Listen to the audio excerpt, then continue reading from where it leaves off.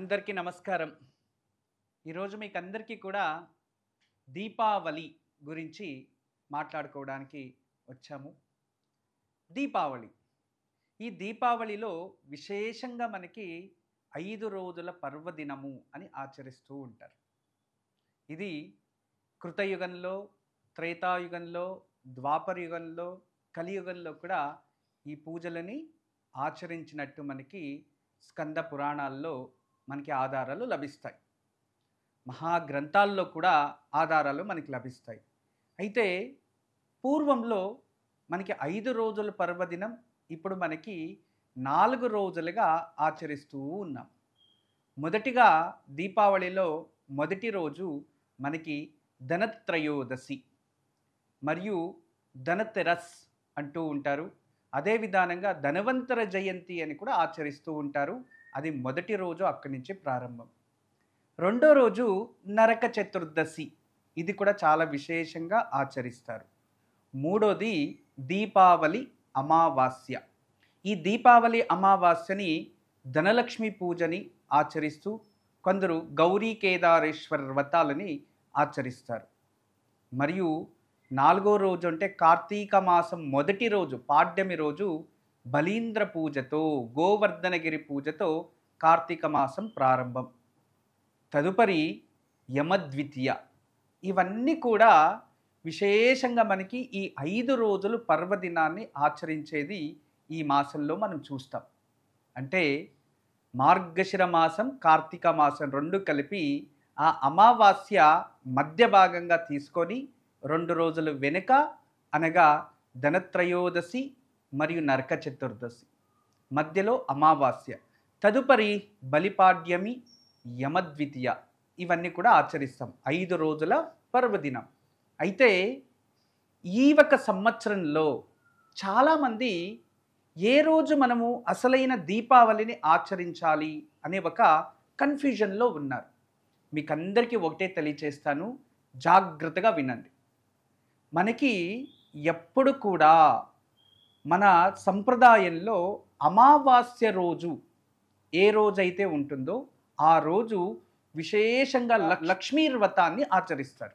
అంటే ధనలక్ష్మి పూజని, లక్ష్మీ పూజని ఆచరిస్తారు. అమావాస్య రోజు పర్టికులర్గా వ్యాపారస్తులు పూజించే రోజు అని మనకి శాస్త్రాల్లో చెబుతుంది. మరియు ఆ అమావాస్య మధ్యరాత్రి మౌనంగా మహాలక్ష్మిని పూజించే విధానం కూడా ఉంటుంది. ఎందుకంటే ఆ రోజు అమ్మవారు విశేషంగా ఏ స్థానంలో నేను అలంకరించాలి అంటూ భూలోకంపై వచ్చి అమ్మవారు ఎదురు చూస్తూ ఉంటారు.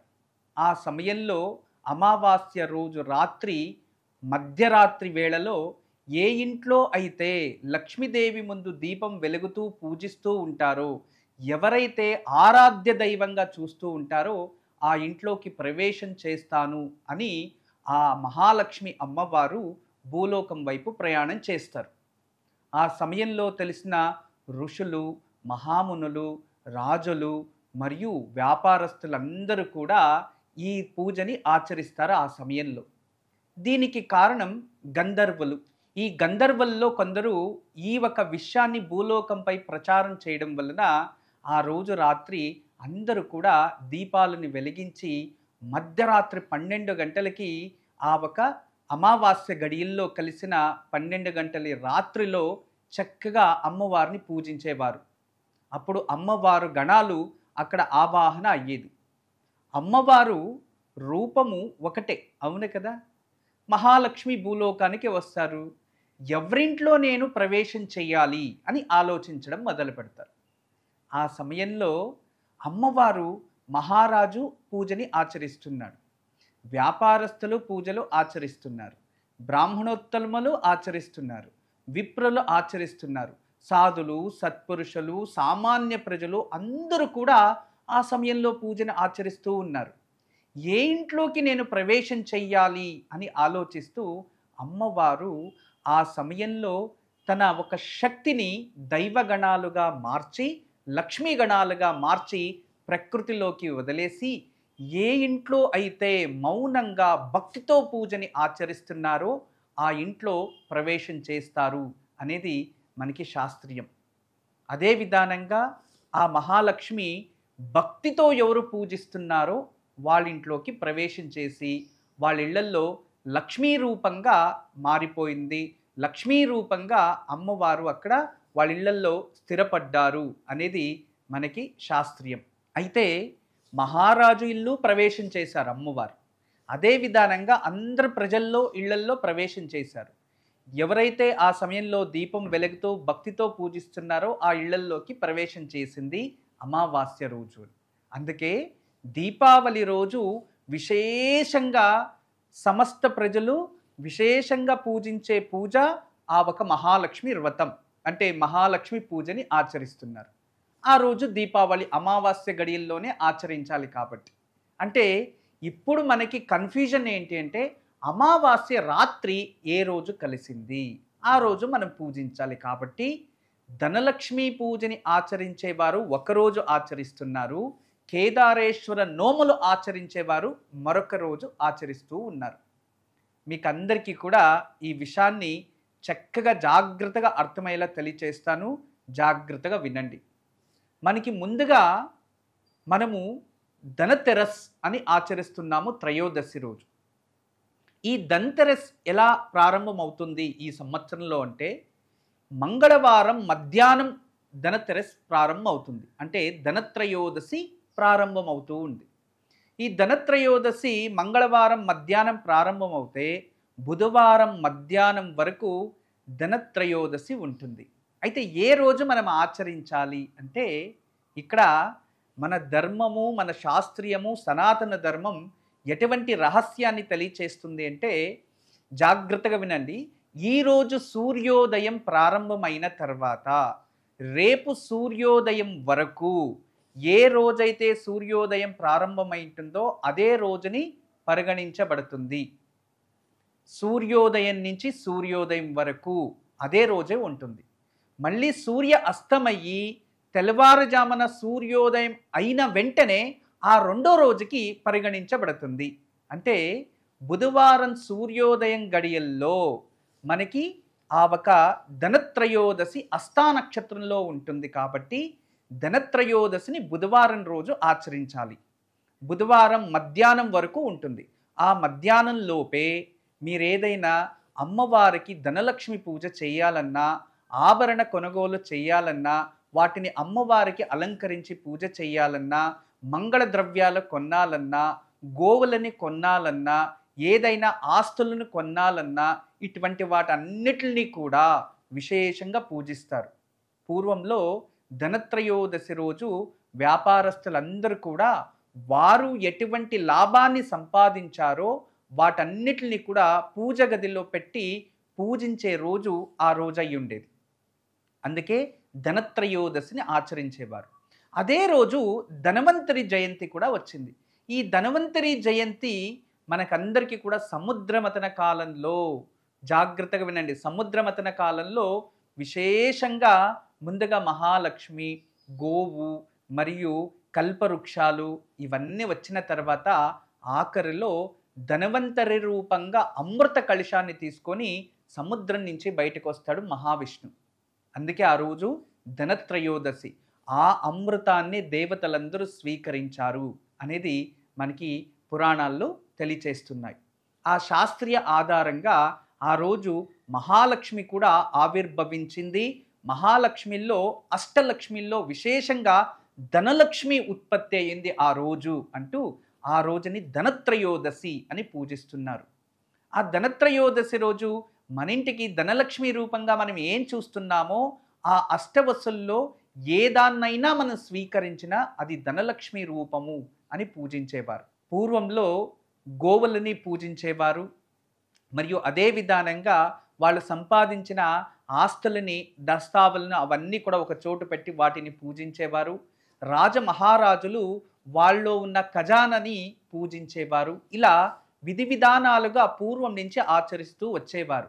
కానీ ఇప్పటి కాలంలో ఆ రోజు బంగారు కొనుగోలు చేయడం, వాటిని పెట్టి పూజించడం ఇటువంటివి ఆచరిస్తున్నారు. అయితే ఏ రోజు వాటిని పూజించాలి అంటే అది బుధవారం రోజే పూజించాలి, మధ్యాహ్నం లోపే.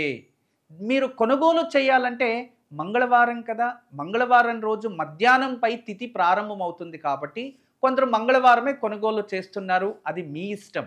అయితే బుధవారం రోజు తెల్లవారుజామున మనకి ధనత్రయోదశి ఉంటుంది కాబట్టి ఆ రోజే ధనలక్ష్మి పూజకి మరియు ధనవంతరి జయంతికి విశేషమైన రోజు కాబట్టి ఆ రోజే ఆచరించబడుతుంది. మరియు ఆ రోజు నుంచి రాత్రి సంధ్యావేళ వరకు మనము పూజల్ని నిర్వహించవచ్చు. మధ్యాహ్నం తిథి గడియలు అయిపోయినా కూడా మనము పూజల్ని నిర్వహించడానికి తప్పేం లేదు, ఆచరించండి. అయితే ఆ రోజు హస్తా నక్షత్రం ఉంటుంది. మీరందరూ జాగ్రత్తగా గమనించండి. హస్తా నక్షత్రంలో అప్పులు చేయకూడదు అని జ్యోతిష శాస్త్రం చెబుతుంది. హస్తా నక్షత్రంలో ఏ కారణానికి ఏదైనా అప్పు చేస్తే అది పెరుగుతూనే ఉంటుంది, జీవితంలో దానికి అంత్యం ఉండదు అని. అందువలన ఆ రోజు ఏ కారణానికి అప్పు చేసి బంగారు కొనుగోలు దయచేసి చెయ్యకండి. ఆ ఒక ప్రవృత్తిని మార్చుకుంటే చాలా మంచిది.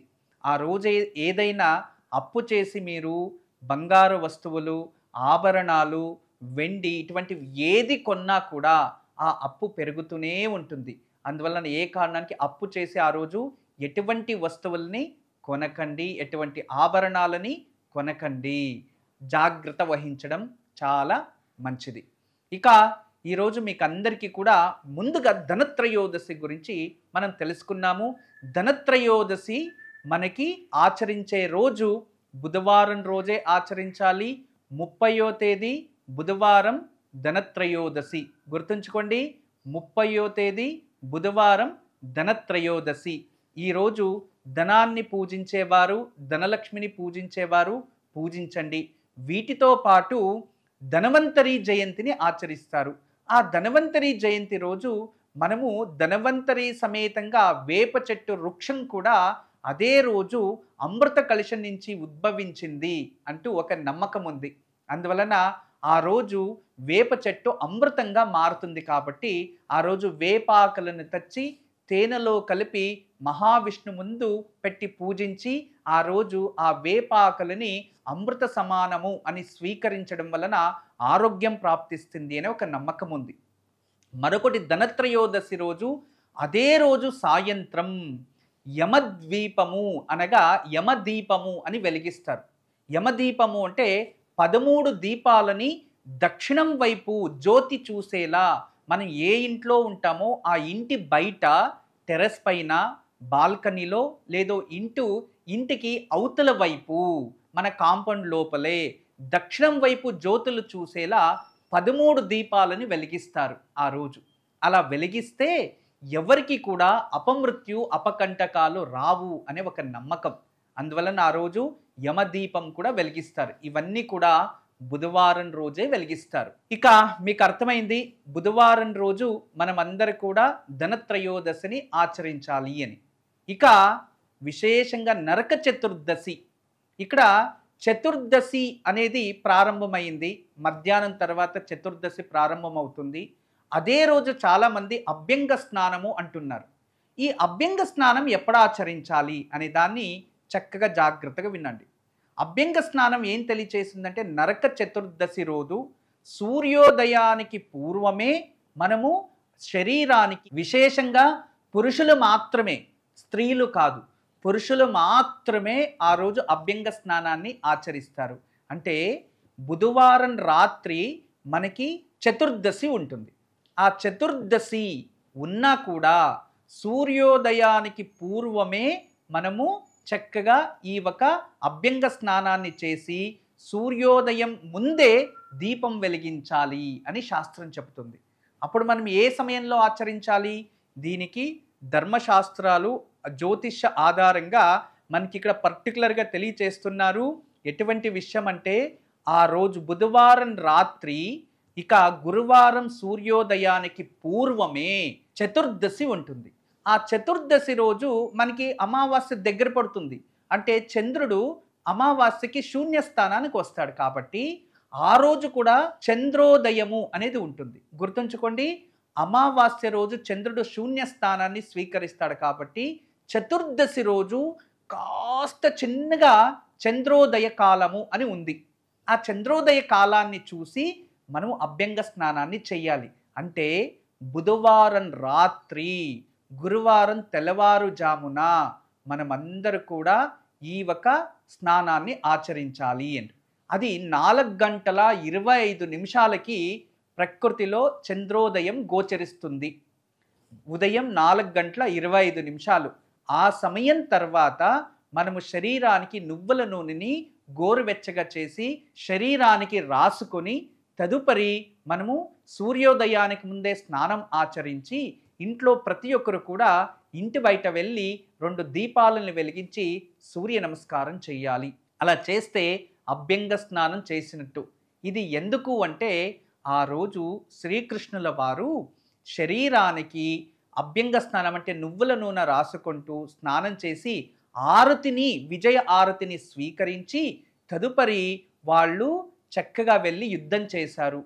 సత్యభామ సమేత ఈ ఒక శ్రీకృష్ణుల వారు వెళ్ళి యుద్ధం చేస్తూ ఉంటే ఆ యుద్ధంలో అలసిపోతే సాక్షాత్ కాళికామాతని ప్రార్థిస్తారు. ఆ కాళికాదేవి సమేతంగా వచ్చి ఆ రోజు యుద్ధం జరిగితే నరకాసుర అంత్యం జరుగుతుంది. అంటే నరకాసుర వధ చేశాము అంటూ ఆ సమయంలో దేవానుదేవతలందరూ కూడా దీపాలు వెలిగిస్తారు. మరియు ఆ విజయం తర్వాత శ్రీకృష్ణ పరమాత్మలకి ఆ ఒక ద్వారకీ నగరంలో అంటే ద్వారకా నగరానికి ఆహ్వానం చేసే సమయంలో సకల ప్రజలు ఆరతి తీసి దీపాలు వెలిగించి వాళ్ళని ఆహ్వానం చేసుకుంటారు. కాబట్టి అది ద్వాపర యుగంలో జరిగిన దీపావళిగా పేరు చెందింది. అంటే ఇక్కడ జాగ్రత్త గమనించాలి. నరక చతుర్దశి రోజు కూడా 14 దీపాలని వెలిగిస్తారు. ఎవరైతే 14 దీపాలని వెలిగిస్తారో వాళ్ళకి 4 పురుషార్థాలు అనగా మనిషి శరీరం ఈ ఒక ప్రకృతిలో ఉత్పత్తి అయిన తర్వాత ఆ 4 పురుషార్థాలు ధర్మార్థ కామ్య మోక్ష 3 పురుషార్థాలని అనుభవించి అంత్యకాలంలో మోక్ష మార్గాన్ని వాళ్ళు చెందడానికి ఈ మానవ శరీరం ఉత్పత్తి అవుతుంది. వేరే ఏ జీవరాశికి ఈ 4 పురుషార్థాలు ప్రాప్తించవు. మానవ శరీరానికి మాత్రమే ఈ ఒక పురుషార్థాలు అనుభవించి మోక్షాన్ని పొందే యోగం ప్రాప్తిస్తుంది. అందువలన ఆ రోజు ఈ నరకాసురుడికి ఒక వరాన్ని ఇచ్చింటారు దేవతలు. ఎందుకు అంటే నరకాసురుడు కూడా రాక్షసుడు కాదు.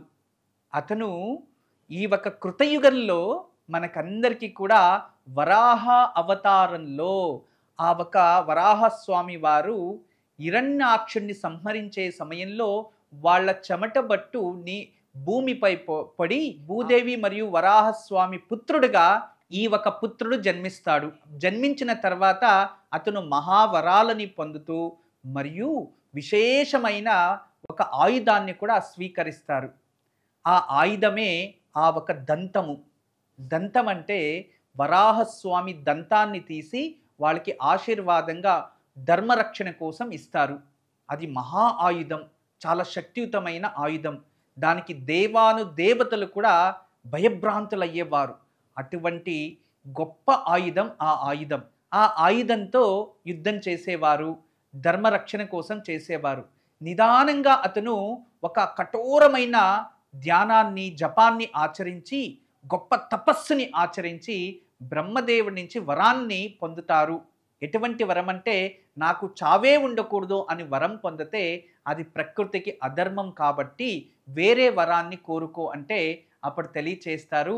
అప్పుడు అతను చాలా తెలివిగా అడుగుతాడు, నాకు నా తల్లి తండ్రులతోనే నాకు మరణం ప్రాప్తించాలి, అటువంటి వరాన్ని ఇవ్వండి అని కోరుకుంటాడు. ఎందుకంటే ఏ తల్లి తండ్రి కూడా పిల్లలకి ఆ ఒక యుద్ధం చేసి వాళ్ళని సంహరించరు కదా.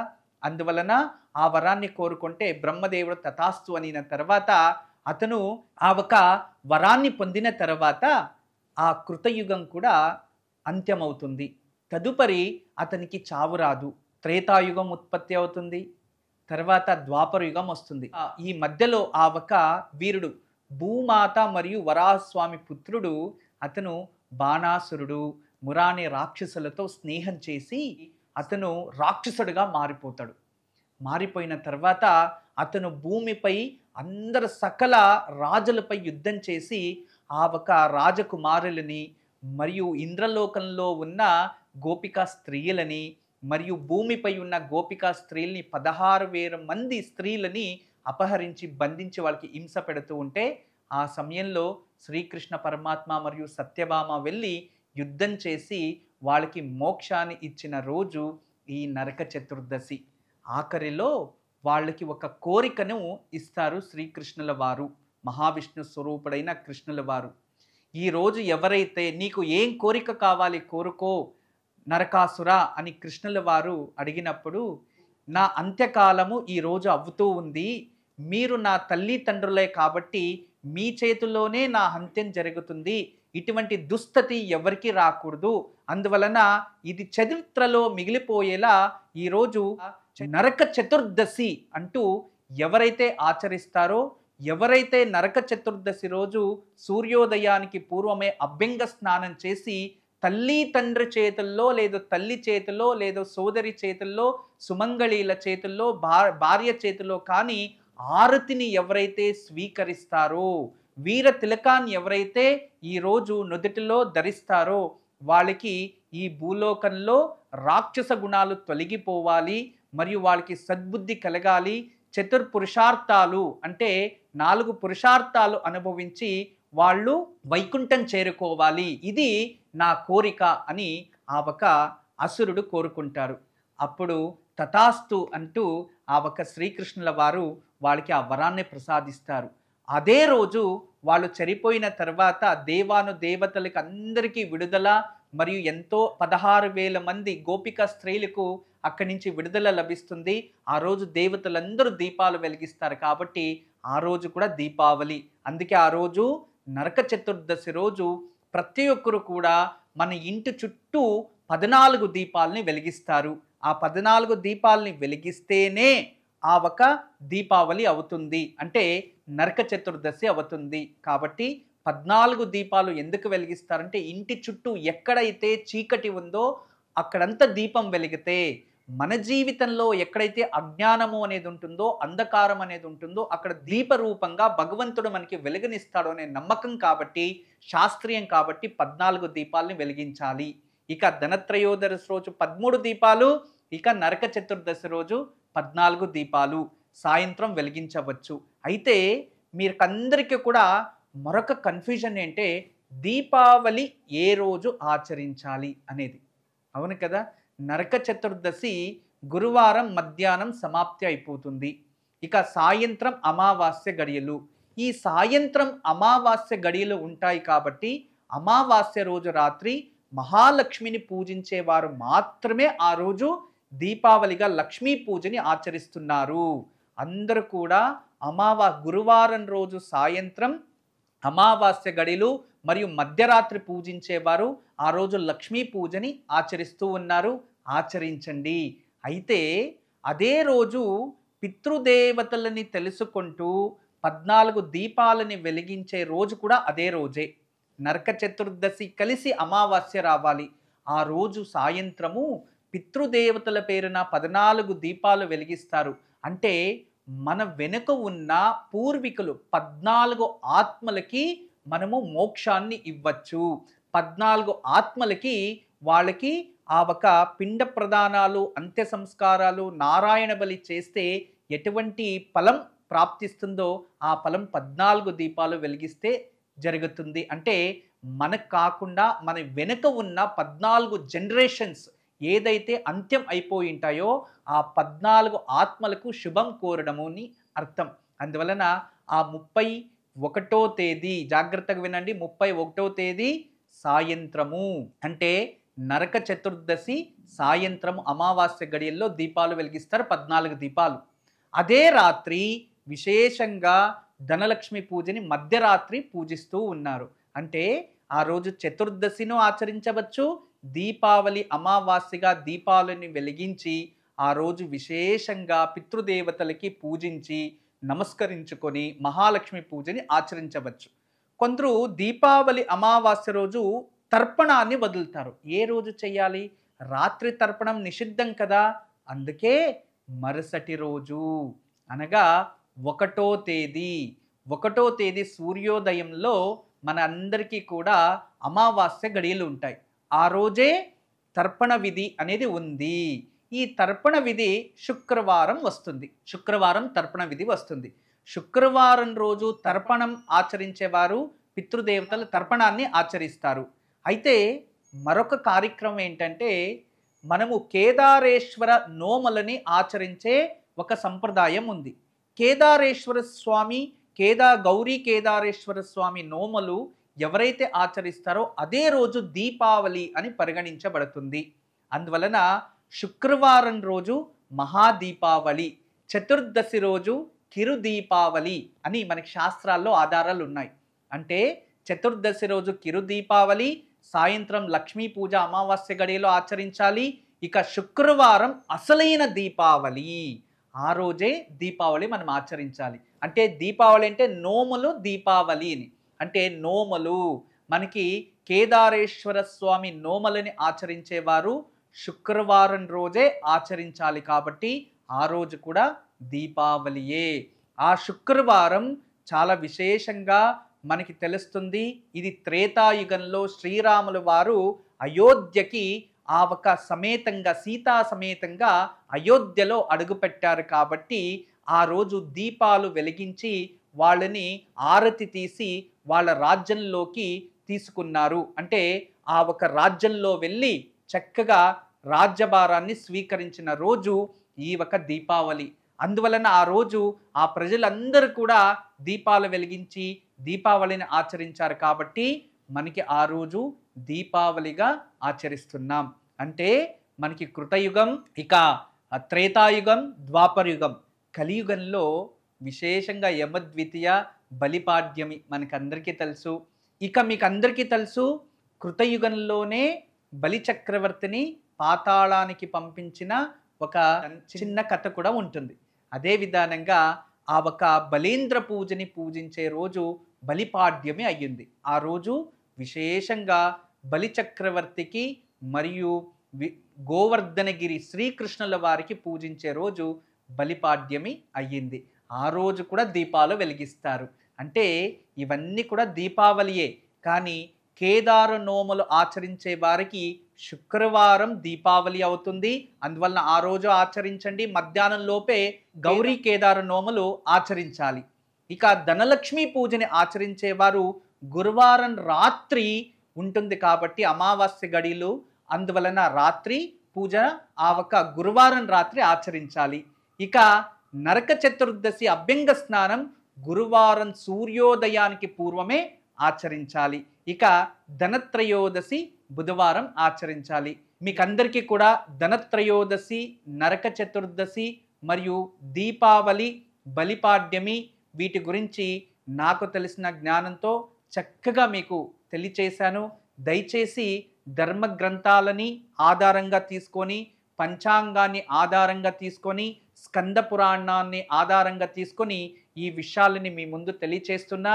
దీన్ని చక్కగా జాగ్రత్తగా అర్థం చేసుకొని భక్తి శ్రద్ధతో మన సంప్రదాయాన్ని పాటించండి. సంప్రదాయాల్ని పాటించడం వలన ఖచ్చితంగా మనకు శుభమే జరుగుతుంది. ఇవన్నీ కూడా ప్రకృతికి సంబంధించిన పూజలు. ఈ ప్రకృతికి సంబంధించిన పూజల్ని ఆచరించడం వలన ప్రకృతికి మనం మంచిది కోరుదాం. దీపావళి అనగానే ప్రకృతి పూజ, ఒక జ్యోతి మన ఆత్మకి ప్రతిరూపం కాబట్టి దీపాలను వెలిగించి ఈ దీపావళి ఆచరిస్తున్నాం.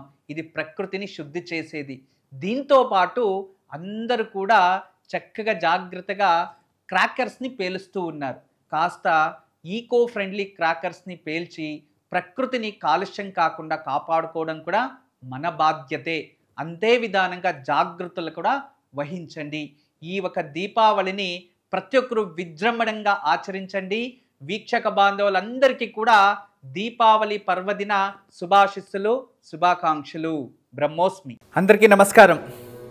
ఈరోజు మీకు అందరికీ కూడా శ్రీవాస్తు యంత్రం గురించి పరిచయం చేయడానికి వచ్చాను. శ్రీవాస్తు యంత్రం మీరు చూస్తున్నారు. శ్రీవాస్తు యంత్రం, ఈ శ్రీవాస్తు యంత్రం ఈ విధానంగా 9 ఇంచెస్, ఇలా 9 ఇంచెస్, ఇలా 9 ఇంచెస్ ఉంటుంది. తదుపరి బ్యాక్ సైడు ఇలాంటి 9 చక్రాలు ఉంటాయి. ఫ్రంట్ ఈ ఒక గ్లోబ్స్లా ఒక 9 డాట్స్ ఉన్నాయి చూడండి, ఇలా 9. ఇది శ్రీవాస్తు యంత్రం అనేది ఒక కాస్మిక్ ఎనర్జీని అట్రాక్ట్ చేసుకుంటుంది. నెగిటివ్ ఎనర్జీని ఇంట్లో నుంచి బయటికి తరిమేస్తుంది. ఇది మీకందరికీ దానికి పరిష్కార మార్గంగా నేను ఇవి సూచిస్తున్నా. ఎందుకంటే చాలామంది పిల్లలు సరిగా చదువుతలేదు, ఇంకొకరు మా ఇంట్లో ప్రశాంతత లేదు, భార్యాభర్తల మధ్యలో సఖ్యత లేదు, దేవుడి గదిలో సరిగా పూజ చేయలేకపోతున్నా, ఇంట్లో ఏదో తెలియని బాధ అనిపిస్తుంది, మా ఇంట్లో ఎప్పుడు కూడా ఏదో తెలియని ఒక శ్మశానంకి వెళ్ళినట్టు అనిపిస్తూ ఉంటుంది, మా ఇంట్లో కలగానే ఉండదు ఎప్పుడు కూడా, ఇక మా ఇంటికి చాలామంది వచ్చిన వాళ్ళంతా వాస్తు దోషం అని చెప్తూ ఉన్నారు, మేము ఏం చేయాలి అని ప్రశ్నిస్తూ ఉండేవారు. వాళ్ళందరికీ కూడా ఒక మార్గోపాయం చాలా రోజుల తర్వాత రీసెర్చ్ చేసి ఇప్పుడు ఈ శ్రీవాస్తు యంత్రాన్ని మేము చూపిస్తున్నాం. ఈ శ్రీవాస్తు యంత్రాన్ని ఎప్పుడైతే ఎక్కడ ఫాల్ట్ అనిపిస్తుందో అక్కడ ఒక మేక కొట్టి తగిలించాలి, అంతే. పిల్లలు చదువుతా లేదు, చదివే రూమ్లో పిల్లలు ఏకాగ్రతగా చదవాలి అనుకుంటున్నారా, అక్కడ ఒకటి తగిలించండి. మీరు నిద్రించే ఒక రూమ్లో మాకు సరిగా నిద్ర వస్తలేదు, పడుకుంటే చెడు కళలు వస్తున్నాయి, నిద్రించే గదిలో ప్రశాంతత లేదు అనిపిస్తుంది, అక్కడ ఒకటి తగిలించండి. లేదు ఎవరో వాస్తు దోషం అని చెప్పారా, ఇంట్లో వాస్తు దోషాని కోసం ఇంటి హాల్లో ఒకటి తగిలించండి. లేదా పూజ గదిలో ఏదో ప్రశాంతత లేదు, సరిగ్గా ఏకాగ్రత లేదు, మెడిటేషన్ చేయలేకపోతున్నా అంటే పూజ గదిలో ఒక మేక కొట్టి అక్కడ ఒకటి తగిలించండి. ఎక్కడైతే ఇంట్లో వాస్తు దోషం ఉంది అని ఎవరైనా చెప్తారో ఆ ప్రదేశంలో ఆ ప్లేస్లో జస్ట్ ఒక మేకు కొట్టి దాన్ని తగిలించండి, ఆ వాస్తు దోషం అక్కడి నుంచి వెళ్ళిపోతుంది. చాలా అద్భుతము, చాలా విశేషమైన శ్రీవాస్తు యంత్రం మీ వరకు తయారు చేయించాము. దీన్ని ఉపయోగించండి, దీన్ని లాభం పొందండి. నమస్కారం. వాస్తు యంత్రం సంప్రదించవలసిన నెంబర్లు 8844452344 040682766622.